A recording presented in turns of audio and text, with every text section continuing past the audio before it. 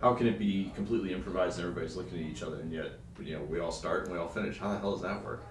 Well, there's not one way it works. It depends on the song, it depends on what you're going for. I mean, there's some jazz where there is no structure and you're really just undulating together. And I love that stuff as much as I love playing standards and bebop where there's more of a set structure. And when you're in that moment and you're improvising, what's predetermined and what's not, and like how do you know how long to go? Do you just go and then feel it, or what? How do the cues work? Oh, good question. How do the cues work? Well, they don't. There's not really a set way. There is a language. There is definitely a language of jazz, and we all learn that, and we build on that, and we reference it from time to time, and that's kind of how we check in with each other and say, okay, I'm going here now, or oh, I'm about to end my solo here, or I'm okay, go here, or not go here, but okay, I'm gonna go here, and you can either go with me or you can go against me, and either way is cool because it is democratic music. It's democracy in action, which is a beautiful thing. It's really interesting that almost the system of checks and balances, if you will.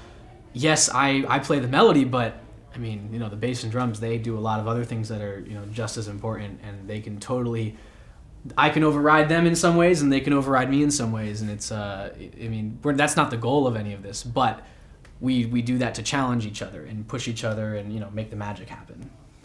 So internally, if they go someplace you're not expecting, do you just give, or is it more of like, like a little panic and jump across, or what's the kind of swing of emotions that are going on there?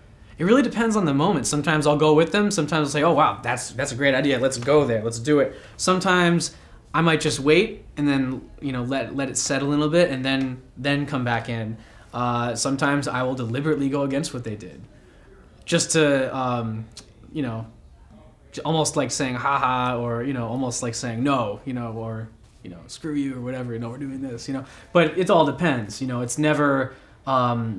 Even though in this case, with this project, I'm the band leader, it's not the Mike Casey show. This is definitely something where we're all contributing in a huge way to what's actually happening in the moment. And what's going through your head when you're building something and it's turning into a thing? Like you can feel it. It's happening and we're going there. What is that like? It feels like flying.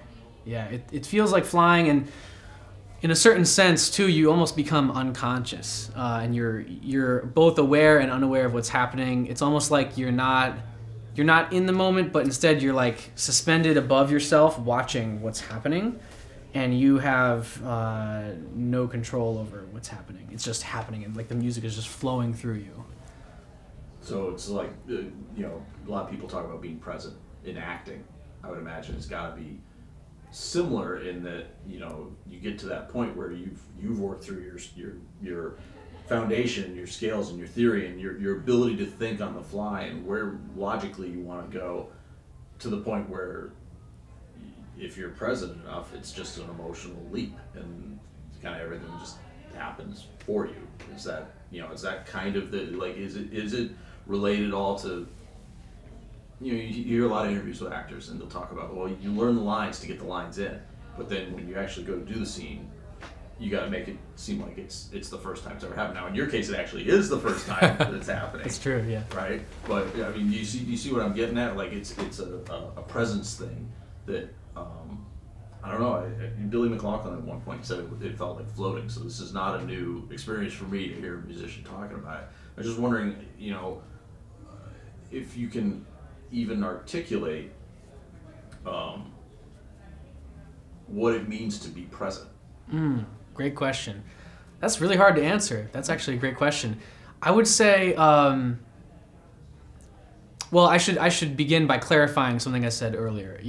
At its highest level, I think no one's really thinking per se, and they're present, but it's like that thing where you're just watching it happen.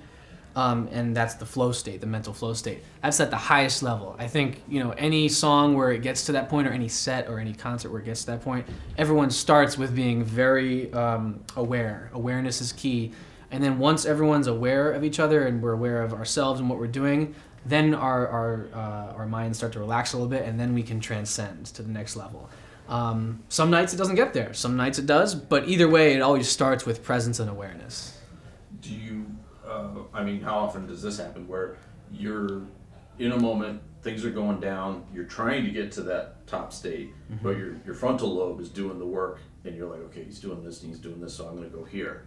And that gets you to some place, you know, like the front of your brain. And you're like, okay, the goal is the back of the brain, right? Yeah, and you're doing this mystical thing.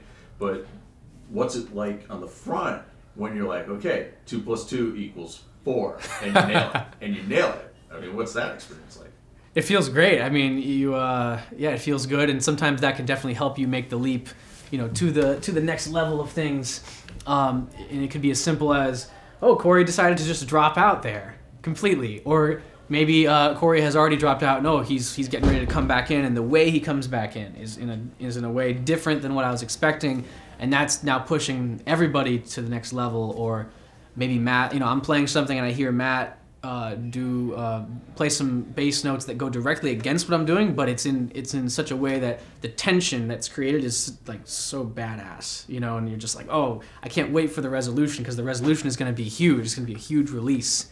It's a huge tension and a huge release. So moments like that, you know, those are the ones that you feel and that can energize you, you know.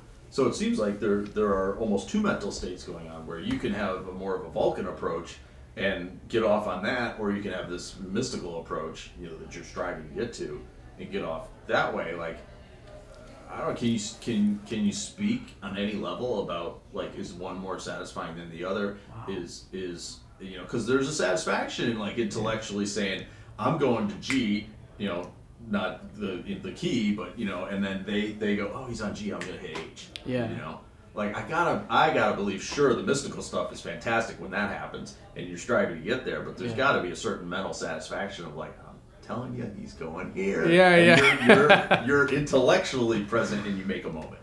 Yeah, both of them are, I want to say, they're different. You know, it's hard to say. I think, you know, my reaction to the more intellectual one is I'll just grin. I have this little grin that you might see. We're like, okay, I hear what you're doing, and okay, I'm with you. Boom, we got it.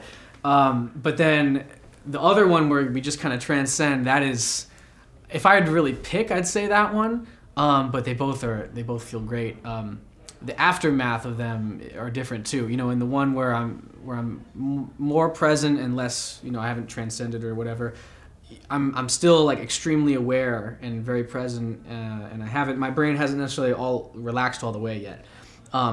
So I'm able to almost I'm able to recover, you know. Sometimes I notice when we get to that place in the music and then the song ends, it's like waking up, and then it's like, oh shoot, I have to now talk to the audience. I have to, like, actually use my words after just very deeply and emotionally and intensely speaking with my horn. Oh no, like, let me just get a second before I get on the mic here, you know, like that happens all the time, and it's literally like waking up from a very deep sleep sometimes.